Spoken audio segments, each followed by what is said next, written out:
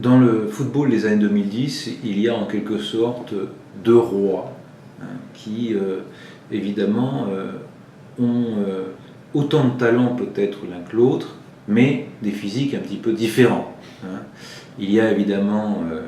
à Barcelone Lionel Messi, qui n'a pas le physique d'un Adonis et d'un Apollon, et puis il y a évidemment le mannequin,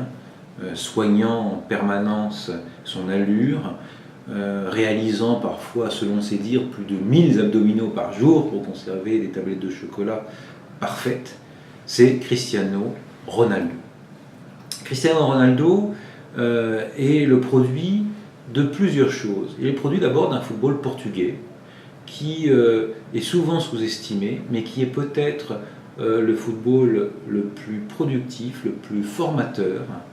d'Europe, avec des clubs dont on parle moins, mais qui, au contraire, des clubs français ont remporté des titres européens jusque dans les années 2000. C'est aussi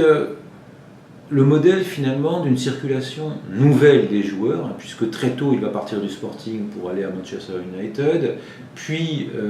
au Real Madrid, donc de joueurs capables de s'imposer dans des contextes, dans des cultures sportives extrêmement différentes. Et puis c'est aussi un joueur de l'image omniprésente, aussi bien sur Internet, à la télévision, de l'image que l'on peut prendre à la volée, dans la rue, d'images volées parfois, à tel point que d'ailleurs il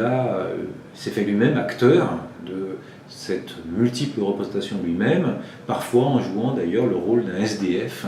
jouant au football et tout d'un coup révélant sa vraie personnalité.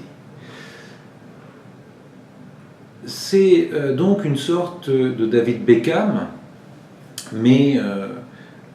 peut-être plus doué footballistiquement, et un joueur en tout cas qui, au-delà de cette image extrêmement soignée et extrêmement étudiée, est un joueur, il ne faut pas l'oublier, qui a une efficacité tout à fait remarquable, une précision dans le tir presque aussi importante que celle de Lionel Messi, et à ce titre, même si sans doute il ne remportera jamais un titre majeur avec le Portugal, il restera dans l'histoire du football.